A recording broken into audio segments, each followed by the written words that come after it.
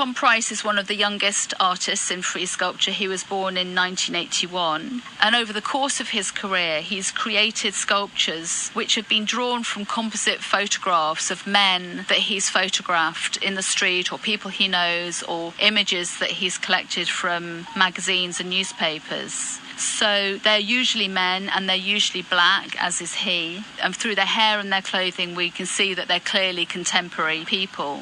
Traditionally, in public spaces, statues commemorate and elevate the heroic and famous. And here, Tom is elevating the ordinary man, the everyman, the man that you don't normally see on a plinth in a public place. This is related to his ongoing concern with his relationship with his Jamaican heritage and with Western art traditions. He's very much aware of the history of art, and very often when he's making his work, he's looking at classical sculpture. And in fact, he's presented these figures, these numen, that's Latin for divine presence, on white marble plinths, the sort that you might see in a stately home. And he's deliberately placed the heads so that the eyes are at most people's eye level. So you have this very, very direct relationship with the face that you're encountering. Miguel Barcelo was born in 1957 in Mallorca. I suppose he's identified with the neo-expressionist movement, so artists who have portrayed recognisable subjects in a very expressive, gestural way. From the 1990s, he's been working with ceramic, and I suppose coming from Mallorca, which was also the place that Miro settled in during the Second World War, and where he lived out all of his life and made all of his sculpture, there's perhaps a connection between these two Catalan artists. And perhaps also with Gaudi. He made a major commission for the Cathedral of Parma, which took him 6 years, during which he covered the entire chapel in terracotta illustrating the miracle of the loaves and fishes. So he's a very ambitious, very hands-on artist. This piece, Gran Elefandret, is an elephant balancing on its trunk with its feet spread for balance, and I suppose it's portraying an extraordinary, if not an impossible, physical feat. It's a work that really is monumental, and I think it engages in its humour and its scale, but also in the surface treatment of the work. You can see that it's been formed from plaster, and you can see the energy of the hands of the artist in the surface of this work. This work is by Emily Young. It's called Planet, and I suppose the title itself gives an awful lot away. And Emily has spoken about the biggest story is the story of the origins of the Earth. She's an artist who works in southern Tuscany, where she's able to work with really extraordinary rocks and stones and marbles. And this is a piece of volcanic stone, which has gone through lots of different processes. So it's volcanic rock that's been thrown up at some point, then rain has dripped into it to cause the calcium carbonate to form to make sedimentary rock. That's the onyx that you can see. And then another period of volcanic action has thrown the rock up into the air and caused a pyroclastic gas, that's really boiling gas, to rush through the rock. And you can see that it's actually burned the rock as it's gone through it. So this is a piece of work that's been erupted, it's been boiled, it's been crushed, it's been brought back together. And all of that history, that time, is evident in this really incredibly beautiful sculpture.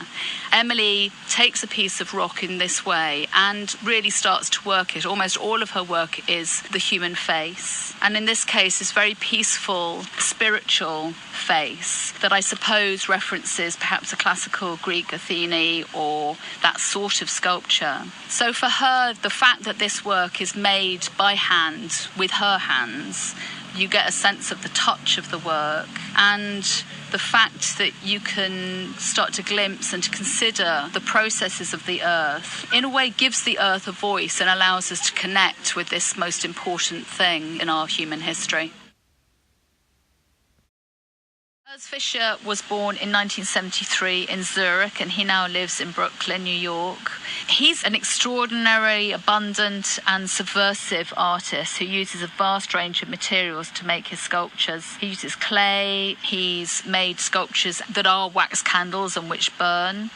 He's used white plasticine to make a Rodin kiss, which gradually was transformed by people tearing off pieces and rolling them up and reapplying them. He's worked in fiberglass, he works in clay, he's made a Swiss chalet out of loaves of bread. So he's connected to Neo-Dada, and clearly the absurd and turning the everyday on its head is a part of his work.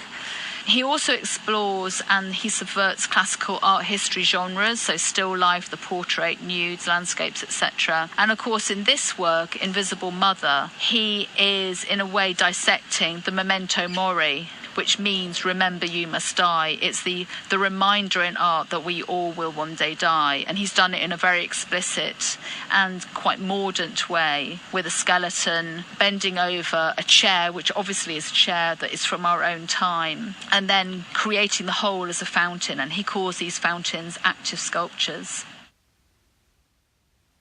Edoardo Palozzi was a very important British 20th century artist. He was born in 1924 in Leith, near Edinburgh in Scotland, and he died in 2005 in London. He was born of Italian immigrant parents and served briefly in the RAF during the war. In 1947, he went to Paris, where he had an acquaintance with Braque and Leger and Giacometti and other really important avant-garde artists. And at that point, he began pressing found objects into plaster and then working with the impressions that were left in the plaster. In a way, that was how his way of working was born. And so essentially, he was always somebody who worked with collage, whether that was in printmaking or in sculpture. He collected things together and assembled them and created structures out of them. Palozzi was a leader in pop art in the UK, drawing on popular imagery that he found in newspapers and magazines. And his studio was full of comics and books and anatomy, dolls, children's mechanical toys, all sorts of things. But he was also very much engaged with classical mythology and with classical literature.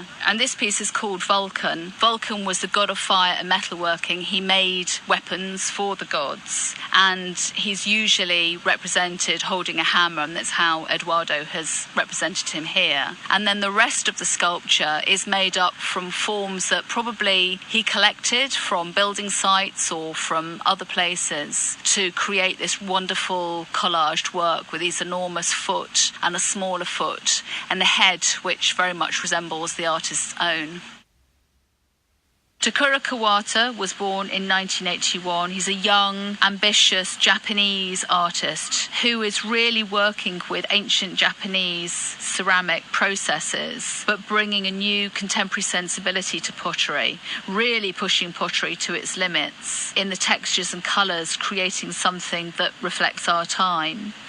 He lives in Toki City in Gifu, and this is a very mountainous region, and that influences his work. So do the coloured plastics and the animated films, especially anime, that we have around us. He was born in Hiroshima, and I think that there is a real sense of great turbulence and precariousness in his sculptures. And he's using particular processes like kairagi, which is where you apply excessive glaze and allow shrinkage to happen in a work. And you can see this in these globules of glaze almost squeezing out of the work. And he also adds rocks and stones into the ceramic.